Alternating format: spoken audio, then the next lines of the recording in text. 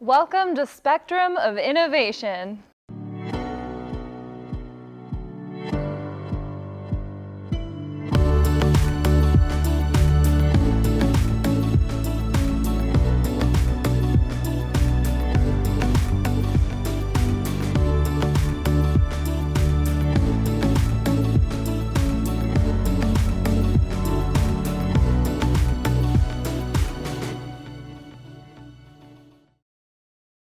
Hello, my name is Jessie Bobby, and I'm your new host for Spectrum of Innovation, your trusted news and information source for Riverside County.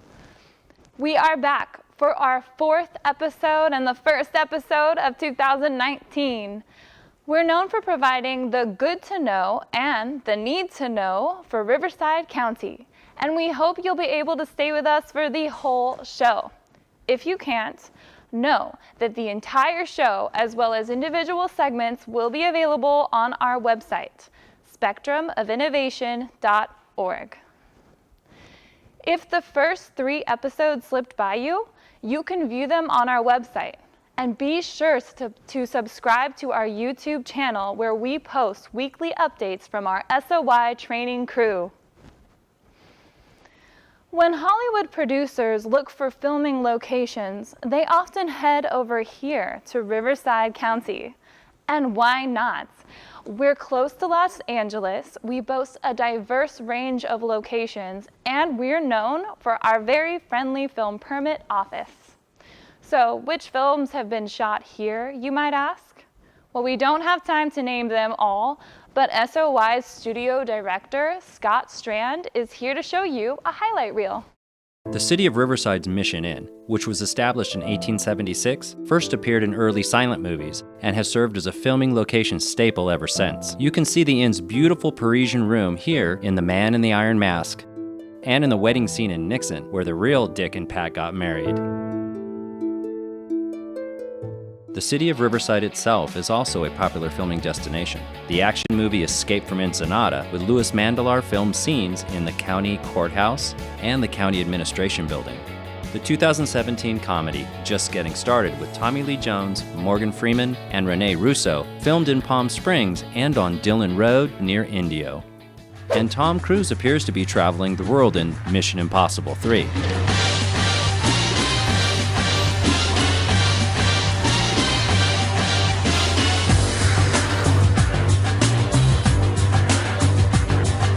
But in actuality, Palm Springs was one of the major locations used for production. Coachella Valley also served as the backdrop for scenes in last year's A Star Is Born. Lady Gaga headlined the Coachella Music Festival, where they shot some of the concert crowds. The film crew then took over the festival grounds during the week in between the festival's weekends, and shot what they needed, with locals serving as extras. Footage was also shot of Bradley Cooper singing and playing guitar for a few minutes between acts at the Stagecoach Music Festival. They also filmed at Palm Springs Convention Center, Dillon Road, and Jalisco Tires. And recently, the entire movie Senior Moment, starring William Shatner and Christopher Lloyd, was also filmed in the Coachella Valley. It's now in post-production, so look for it soon in a theater near you. If you caught the 2017 comedy Garlic and Gunpowder with Vivica Fox, you might have noticed it was filmed in Temecula in multiple locations and in Menifee on Garbani Dirt Road. You might not know that the Moreno Valley has also hosted a lot of film production. Welcome to the location of the former Riverside International Raceway. It's a mall now, but the raceway will always be remembered for many action-packed movie moments. Grand Prix, starring James Garner and Eve Marie Saint, whose characters dealt with rivalries between drivers on the race car circuit. Many scenes were shot on the raceway, as were the films Road Racers, The First Love Bug, Jim, that's water! Speedway, starring Elvis Presley, Thunder Alley, with Annette Funicello and Fabian, Winning, starring Paul Newman and Joanne Woodward. Of course, it's not just filmmakers who come here. Many television and commercial productions have made their way to the county, such as The Late Show with James Corden and his guest Tom Cruise at Perris Skydive, and this Star Wars Nissan commercial.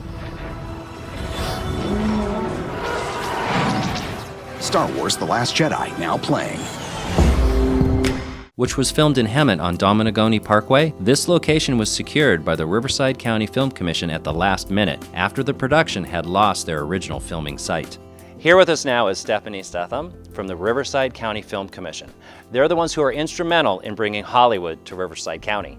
Thanks for being here, Stephanie. Thank you so much for having me. I appreciate it. Can you tell us what the Film Commission does, how you get productions to film here, and how you facilitate the process? The Riverside County Film Commission issues the film permits for unincorporated areas of the county and any county-owned property.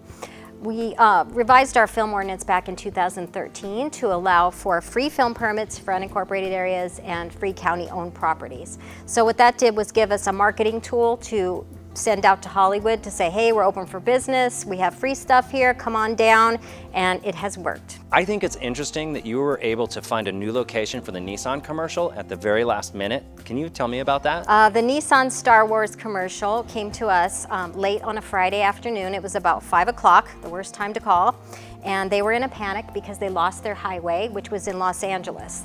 They didn't know there was something going on there at that time after they got it permitted. So we found them Dominagoni Parkway at Hemet. Has kind of a similar look to a highway. And we worked together with our department, our transportation department, City of Hemet and their transportation department, the CHP, the California Film Commission, and the Sheriff's Department, all to come together to get the road closed down for 3 days. And we did all this in 2 weeks. They were so excited that they came back the next year to film another Nissan commercial on the same road. How much do these productions add to Riverside County's economy? I think people would be surprised to know how much they contribute when they come here, the film productions. Besides using our hotels and using our caterers and food and things like that, Home Depot, they also are hiring our local crew and actors. So that's putting our people to work, and it's a huge economic impact for our area. What are the Commission's goals for the future? We want to just continue what we're doing and grow it and have more film production, big film production here, like the big budget films. They're a little elusive at this time, but we're starting to get a few, like A Star is Born filmed some of theirs out here. So that is our goal, just keep plugging away and doing what we're doing. That's so awesome. Well, thank you so much for being here and telling us about the Film Commission. You're very welcome. Thank you for having me. Do you have a favorite film that was shot in Riverside County? Go to our Facebook page and let us know. Also, check out our website to see a list of all the films that we just mentioned. Now it's time for the Need to Know segment of SOI, where we share information that impacts Riverside County. The partial shutdown of the federal government ended last week, but there's a possibility of another shutdown that would happen next month if the folks in Washington can't come to an agreement. Our county, which is still reeling from the last shutdown, will definitely be affected by this. 19,000 federal workers live in Riverside County, many of whom were furloughed or working without pay during the shutdown. Although federal employees will get back pay, federal contractors will not. It might take weeks for them to get back on their feet, and another shutdown will hurt that process. Did you know that almost 16% of the county's population live below poverty level, and they have to rely on resources and funding for federal food programs? In addition, Section 8 housing helps over 8,500 county families. You've probably heard about the destruction that was caused by reckless visitors to Joshua Tree National Park. This damage to the park will take years to heal. Maybe you're wondering what you can do to help our county recover from the shutdown. Well, here are some ideas. You can contribute to the National Park Service to help repair parks now that employees are back to work. You can donate to a local food pantry so there's more food if people need it. And you can also call your representatives and senators, tell them you're a constituent and you want them to come to an agreement before next month's deadline. For more about what you need to know and how you can help, go to our website where we've posted the links to all the information we shared in this segment. Recreational cannabis has contributed to a ton of legal and social changes here in Riverside County. But what do all these changes mean? JDS apprentice Xavier Arias takes a look at the bigger picture of the growing cannabis industry. When I first heard a year ago that the sales of recreational cannabis were going to be legalized, my first thought was, what changes will we see? On the plus side, there was talk of business opportunities and tax benefits that couldn't be ignored. In addition, criminal organizations would lose a big part of their industry, leaving them weaker. However, there were others who felt that legalization could have negative consequences, such as an increase in DUIs. But now it's 2019, so perhaps we can take a look at where the path of cannabis is heading with clearer eyes. Legal cannabis use for medical purposes has been around for years in California, which not only helps patients, but brings in needed tax dollars.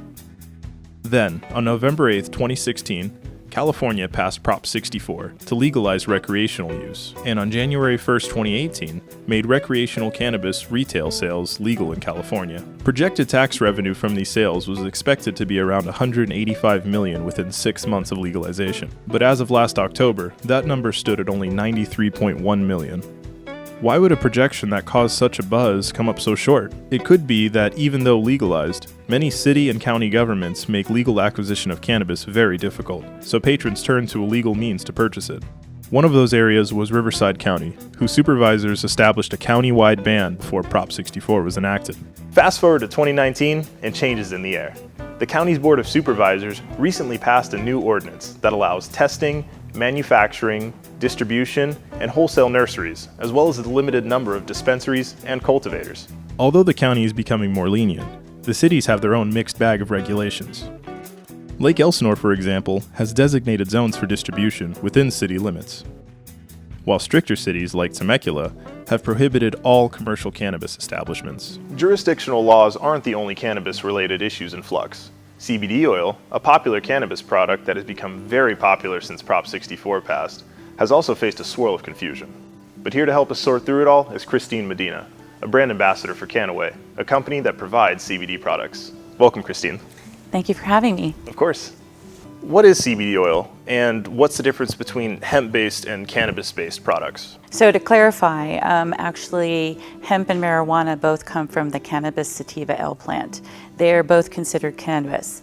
The difference between them is that marijuana is grown and has a higher THC content, and hemp is grown and it has a higher CBD content.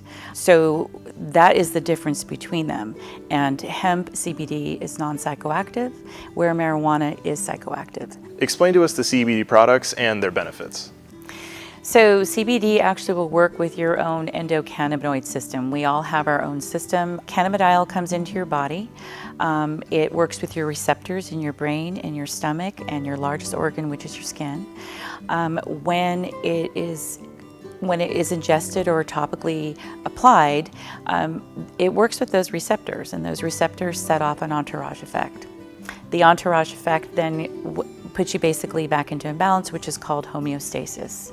And that's where you start to feel a little better than you would normally do, maybe if you're dealing with some issues, daily issues or chronic issues. How are CBD oils used, and what are their benefits? So they can be used topically, they can be ingested. It is safe for all ages, it is safe for dogs. It's actually legal in all 50 states. We had a farm bill that was passed back in December, which now has allowed CBD to be categorized as a Schedule 5, as in cough syrup, as opposed to a Schedule 1 drug with marijuana. So more and more today we want to try to educate as many people as we can because of the law that was passed, and I think more and more people today are becoming a little bit open to the concept of CBD. Explain how CBD works with the body. Well, CBD can be applied topically, it can be vaped, you can take them as an oil, you can take them in a supplement form, just like a vitamin.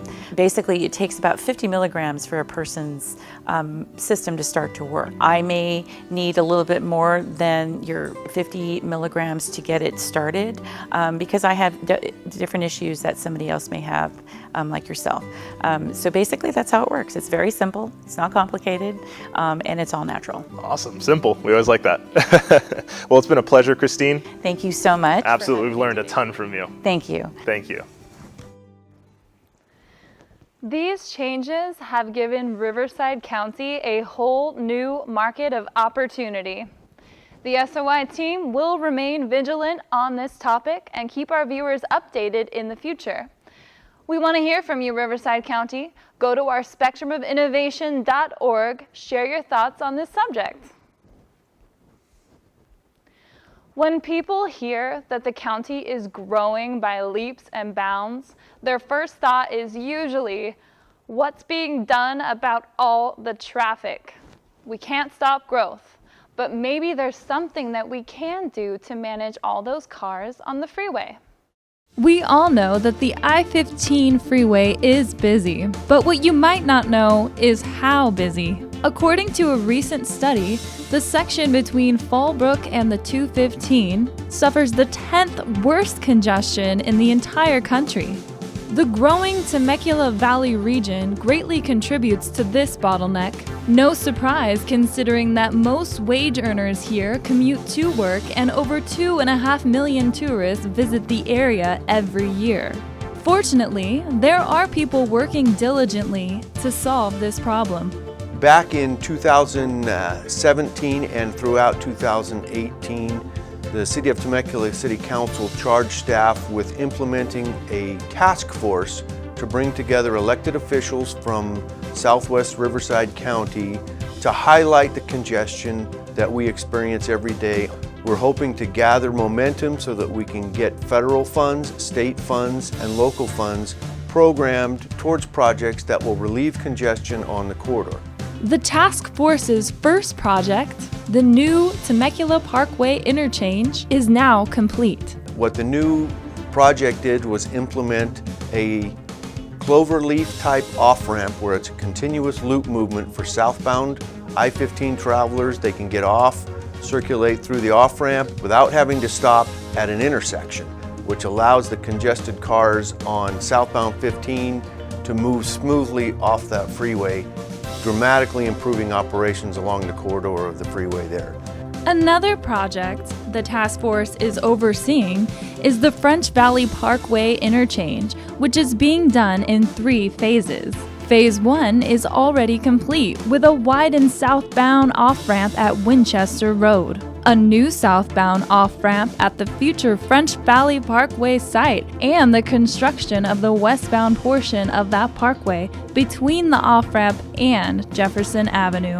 Phase 2, which is still in the design phase, will implement a northbound outside lane, referred to as a collector-distributor system, along the I-15 between Winchester Road and the I-15-215 split.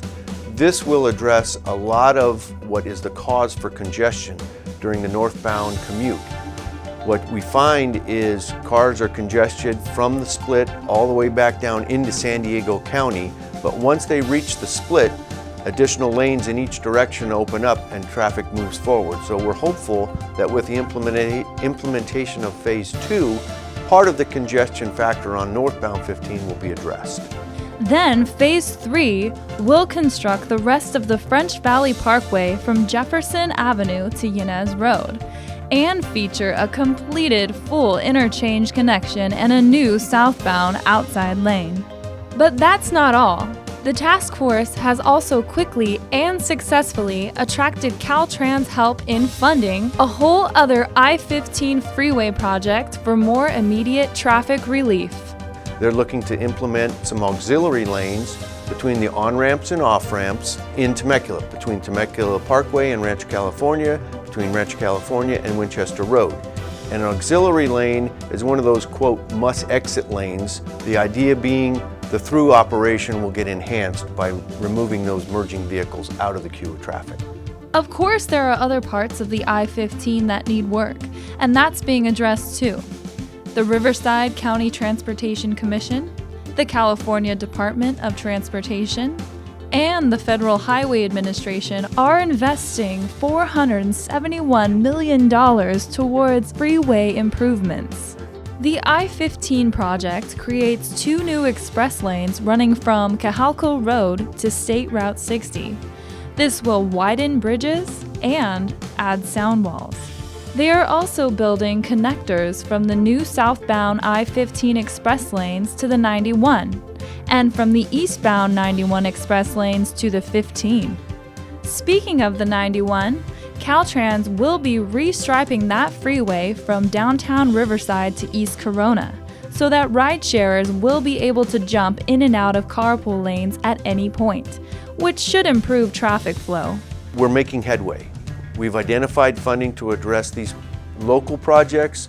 There's funding coming from the federal government, from the state government, to expand these projects even beyond our region. So with patience and some time, I think everyone will be able to see some relief is in the future. So the next time you experience this, you can find some comfort in knowing that you should be seeing more of this in the near future. We look forward to the improvements that are on the way for the I-15. The SOI team will keep a close eye on these upgrades as well as any future projects. Now it's time for the Hack of the Week, where we share useful tips that make life easier. SOI team member Justin Matthews does just that with his very helpful microwave cleaning hack.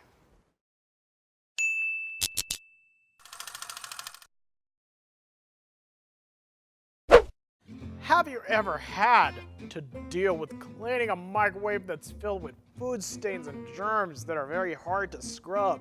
So, instead of using disinfecting wipes, here's a better solution to cleaning a microwave. I'm Justin Matthews, and this is Hack of the Week. To start things up, fill up a bowl with a half cup of water. Next, take a fresh lemon, cut it in half, squeeze the juice out into the water, and place the squeezed lemons into the bowl.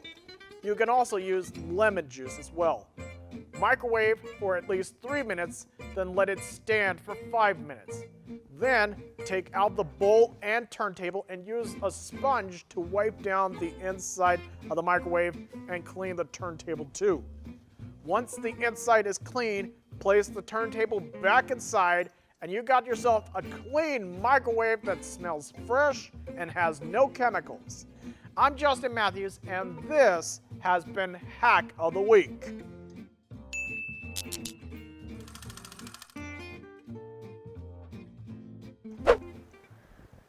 Thank you, Justin. I'm going to try that later at home. My microwave really needs it.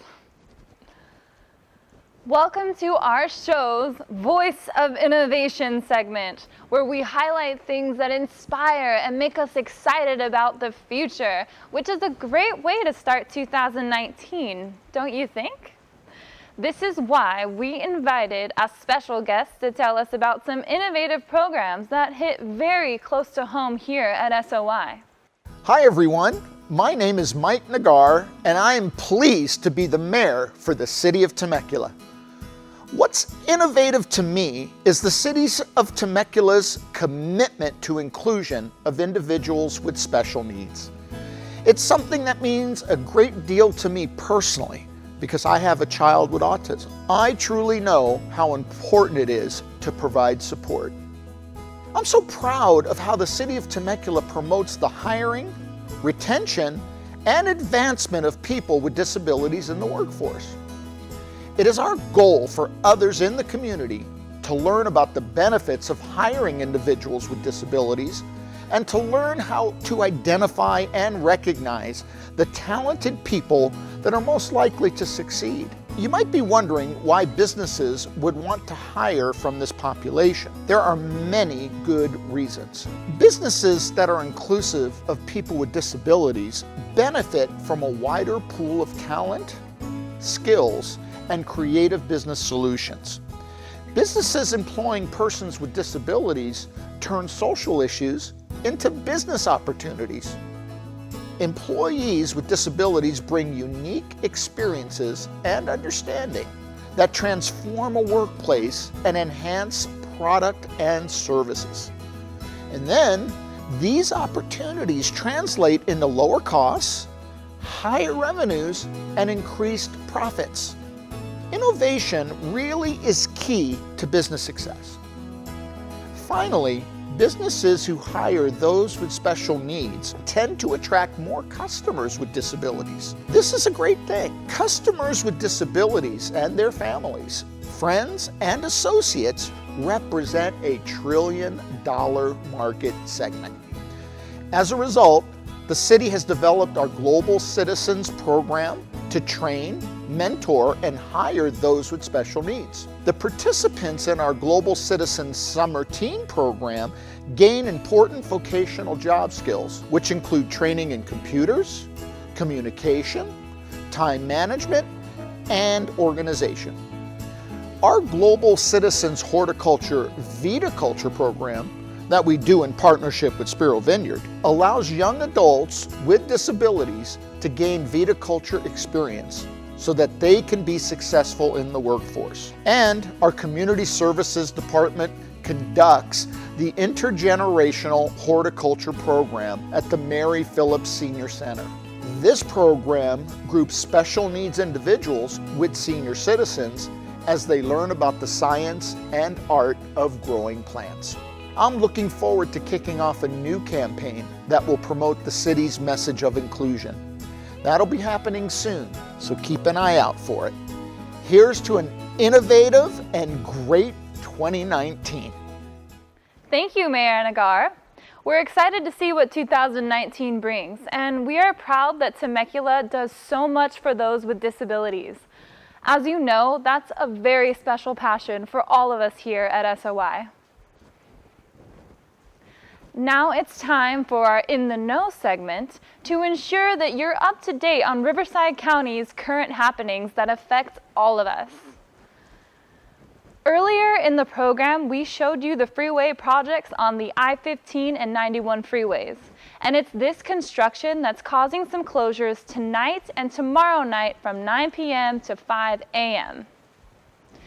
The upgrade projects will also close the I-15 at Hidden Valley Parkway on-ramps, and motorists will be detoured to 2nd Street. In addition, the westbound 60 to the 15 connector will be closed Friday night for some repair work. Keep an eye out and drive safely, everyone, especially in this rain. When was the last time you just got to relax and take in some local art? It's okay, it's been a while for me too. The City of Temecula Community Services Department will be hosting their Art Off the Walls event held the first Friday of the month. Hey, that's tomorrow. You'll be able to view art from over 10 local artists. This event is free and will have music and food available as well. Sounds fun. Maybe I'll see you there. If you're in the mood for an enjoyable night, look no further than the Desert Zoo's Brew at the Zoo event. Hosted in Palm Desert on February 9th, there will be craft beer, live music, over 10 food trucks, and of course, cute little animals. Now ladies, let's get serious. It's a tough world out there sometimes, and we will find ourselves in vulnerable situations. That's why opportunities like this one that Assemblywoman Melissa Melendez's Safety and Self-Defense Workshop provides are so great for all of us. It takes place Saturday, February 23rd at the Murrieta Community Center and will be instructed by county law enforcement and martial arts professionals. And finally, JDS Creative Academy wants you to submit your creative digital entries to DigiFest Temecula. Yes, these are the same people who bring you SOI, and they will also host the annual DigiFest Temecula event that's held in April. This unique opportunity allows students, amateurs, and professionals to present their exceptional digital work in several digital mediums. Let's see what you've got, County of Riverside. You can go to our website for more information about DigiFest and the other exciting events that I just shared with you. That way, you'll be in the know too. Now, I'd like to take a moment to pay tribute to Andrew Oakes, an SOI team member we lost earlier this week.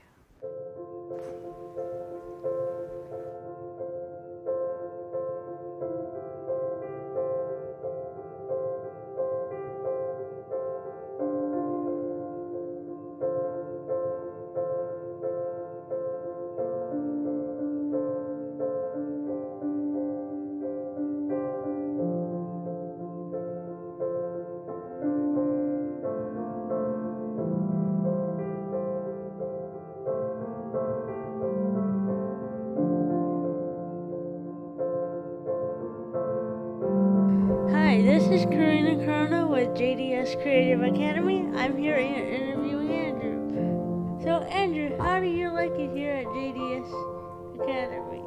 It's fine. It's I was hoping for. Like, what's your favorite thing that you're learning right now? Learning new skills that I never thought before.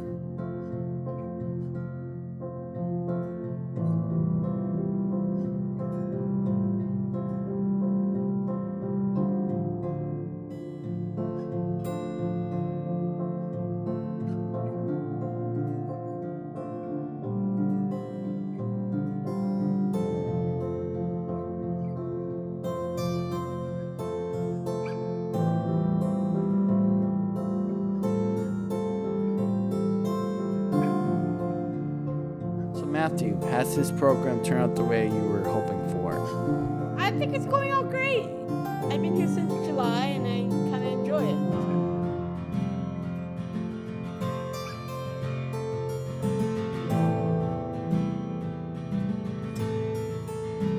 The time I have been in JDS is incredibly.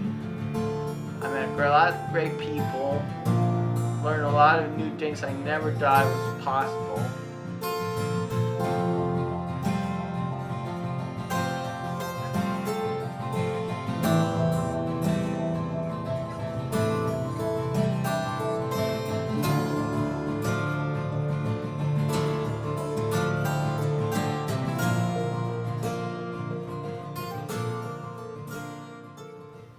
We will all miss Andrew a great deal. And that is all for Spectrum of Innovation today. Be sure to keep an eye out for our 5th live episode on February 28th. You can see all of our updates and special additional footage on our website, spectrumofinnovation.org.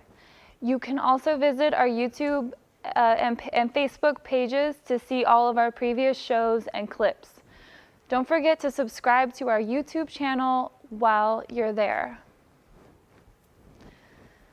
From all of us here at Spectrum of Innovation, we wish you a very safe, happy, and successful 2019. SOI out.